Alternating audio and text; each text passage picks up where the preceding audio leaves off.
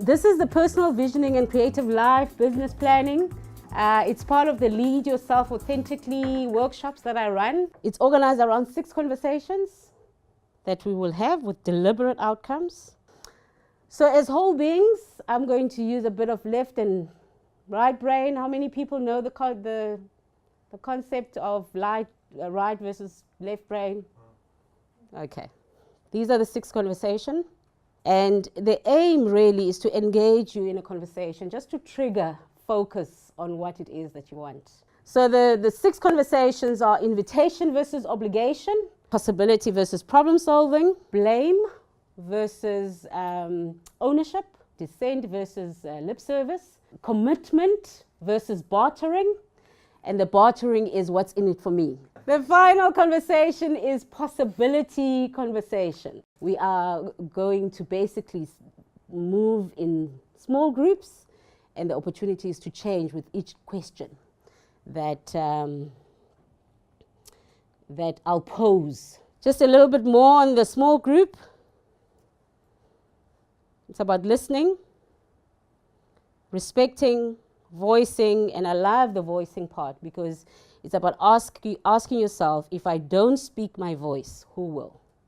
If I don't speak, who will? One way of doing this is to consider what might be the risk if you don't speak, as well as a risk if you do. So there will be personal questions that are asked, as in personal visioning, requires that.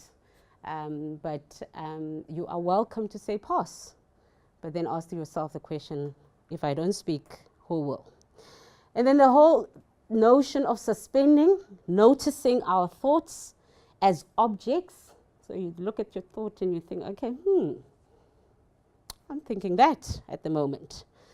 Not as maps of the outer world and questioning our certainties. Instead of looking immediately for a solution to the problem, consider more carefully how the problem arises, what has produced this situation in the first place. So how am I being a contribution in this situation? So the first conversation is invitation. Small groups, please, of 3. You sit in turn so that you form 3.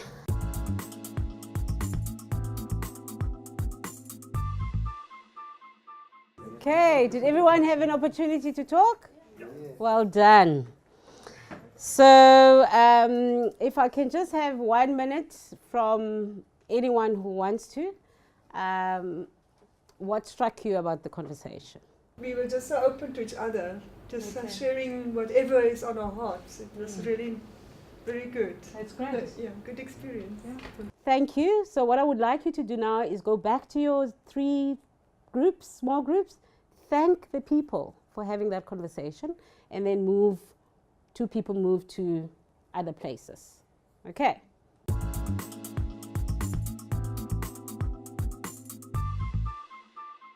Okay, so some personal leadership principles, and it's quite important to. It's a parallel process, forever. You are. In fact, I always love to draw this sort of analogy to say that we are forever in a infinity cycle where this is you, this is we, this is work, and this is the world.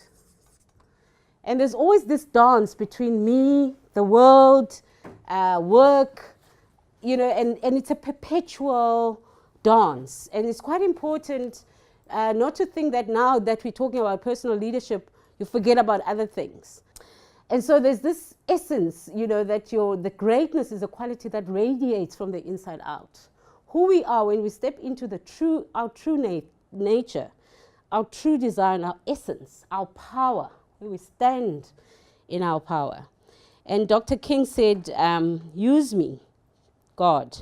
Show me how to take who I am, who I want to be, what I can do, use it for the purposes greater than myself. So it's this radiance from the inside out. It is not about reaching a destination, because we never do, or arriving, not about arrogance, but about embracing our God-given talents with humility and serving others.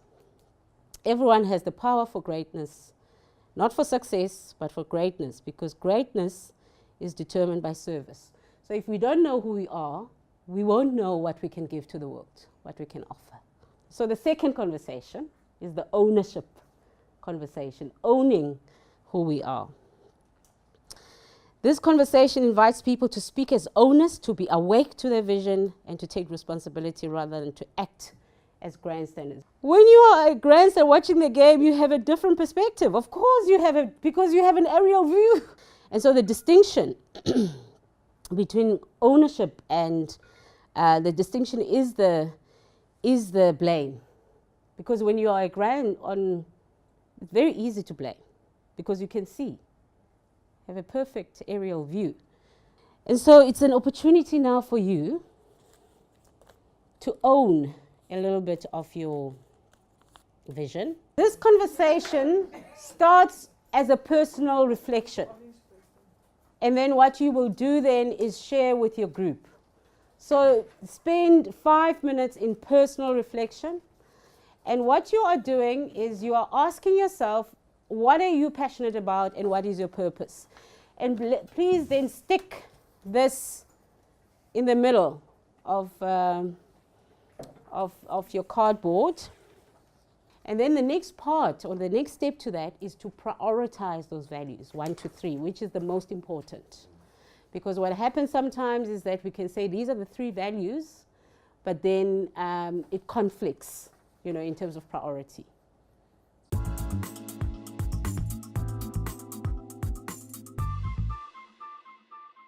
I would like you to play a little bit, okay? There are some crayons, there are some books, there are some scissors. On this part, we obviously here now, okay? So in the middle, you're writing your passion and your purpose. And then here, you are writing your values and your vision, or you can compress your values into a vision statement or whatever you feel like doing.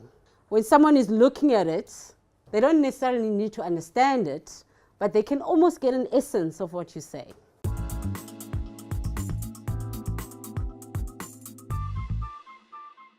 In your groups, right, just say what struck you about this process. And it's quite important that you almost write down what is outstanding, okay, and share that.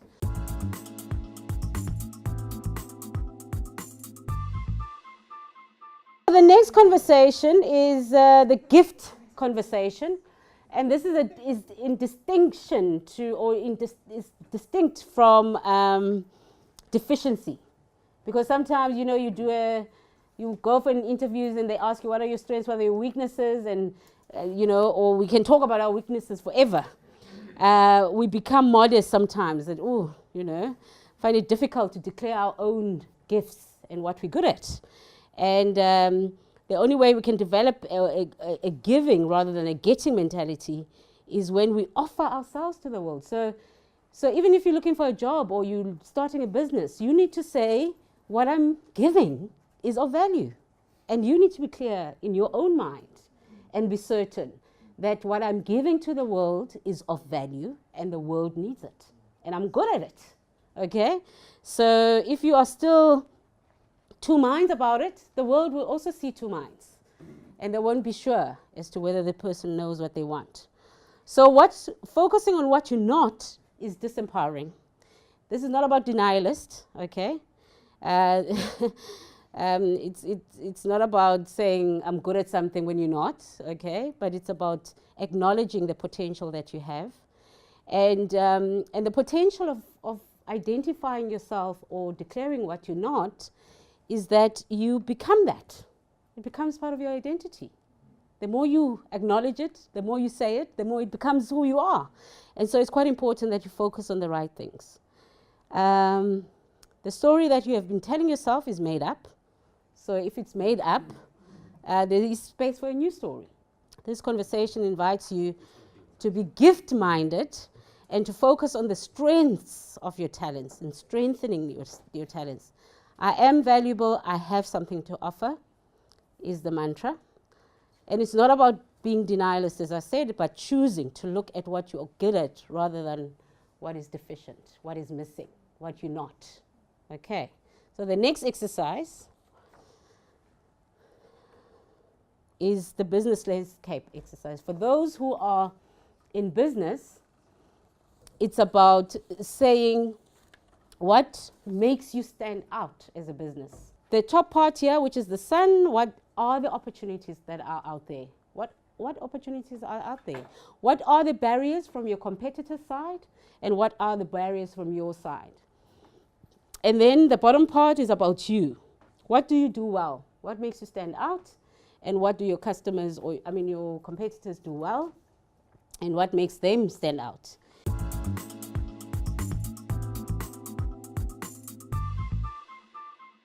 So it is quite useful to do this exercise every 6 months, because values, the prioritization of values change. So it might well be that you've achieved a certain aspect of your value, of your vision, then you want to go on to the next part.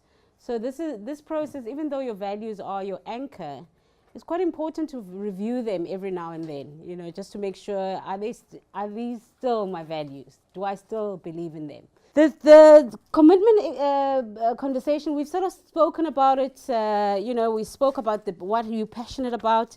This conversation invites people to move away from bartering. When you do this, then I will do this. We have been fed a lie that what's in it for me? The marketer, how many marketers in the room? That you need to, you must identify what the customers need and then feed into that. And this operates beyond getting something in return. So we won't go into that conversation. And then the dissent conversation, it's quite an important conversation. This invites clarification and open doors for further conversations to take. It makes a distinction between lip service. So there is a temptation sometimes in the commitments that we make and the values that we choose that we can not allow, because we believe in it so much, we do not allow that voice of reservation to come to the fore.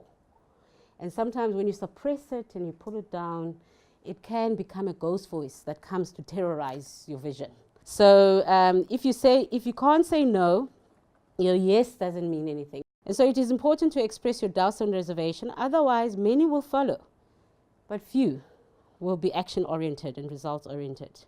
And it can be overwhelming, if you're just going through the motion. I need money, therefore this is what I need to do. So you've done your vision and values. You've done a gift and talent. What reservations are still outstanding? What are those doubts that are lurking in the background?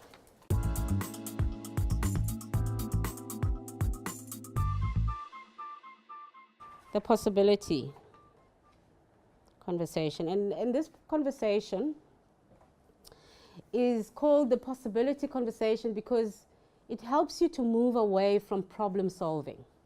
Sometimes we look at our problems and we say, okay, we need to solve the problem. What happens is that it keeps us stuck because the more we try to understand this problem, the more it becomes bigger. And there's a wonderful quote I like that says, attention, like light and water, makes things grow. So the more you put your attention on the problem, like light and water, it makes it bigger.